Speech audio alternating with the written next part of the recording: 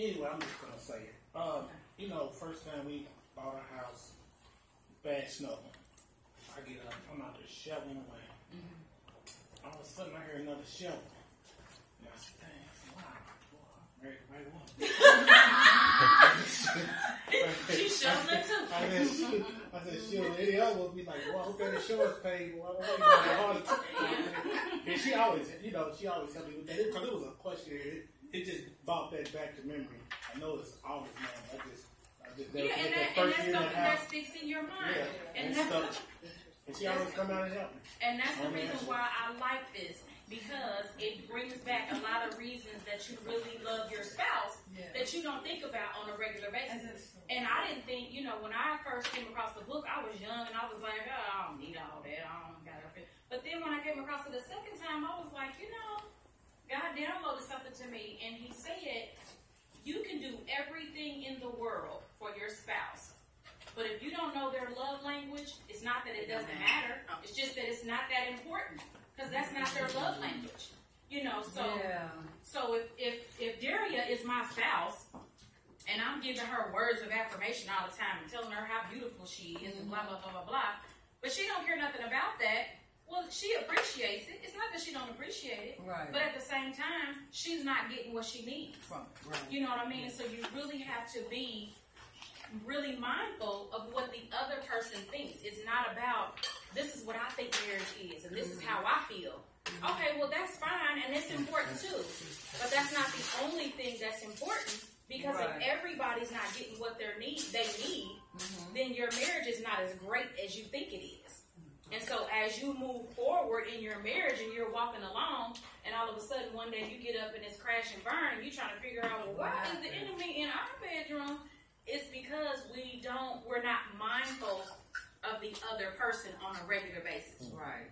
So, you know, for me, I have learned to get up and pray, God, show me what it is. Show me what I need to do to make my spouse feel loved. Because I just felt like, okay, I'm doing all this stuff, and it's just like I'm invisible, and he's not paying attention to none of this stuff that I'm doing. And even though that stuff was good, it was not his love language. So it's almost like, I don't feel love. Even though your spouse is right here all the time, and they open the door for you, and they get your food for you, do whatever, if that's not your love language, then it's not exciting.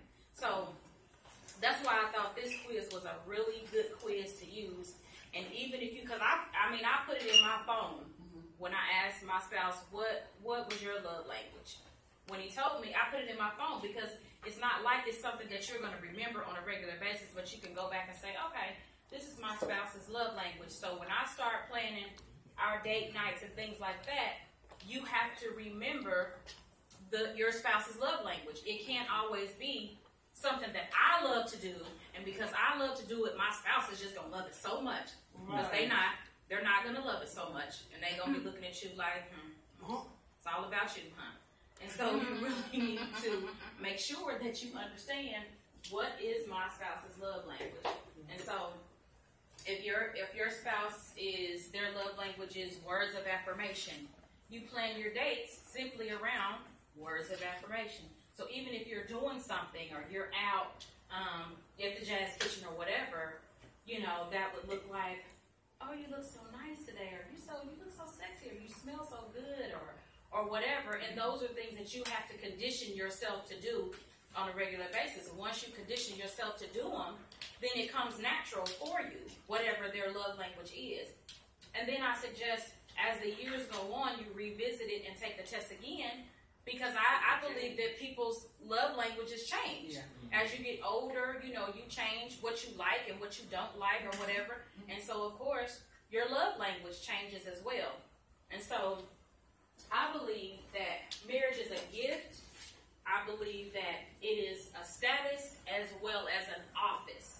And when I say an office, I believe that we are married. God has given all of us the grace to stay married, because everybody doesn't have that grace. I know plenty of people that are really nice people, that are really good people, that are single and have been single forever. And I'm trying to figure out, well, why is this person still single? He's a great guy. Right. She's a great girl. You know, but why are they single? And some of us just have a little bit more grace in certain areas than others. And so I think that we need to be grateful about marriage. I think that we take it for granted on a daily basis.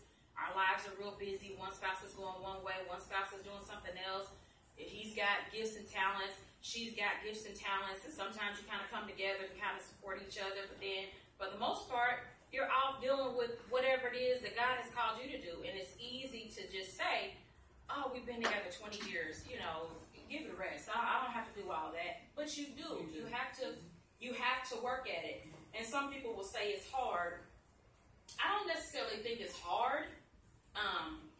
I just think that it's something that you have to condition yourself to do like you do anything else.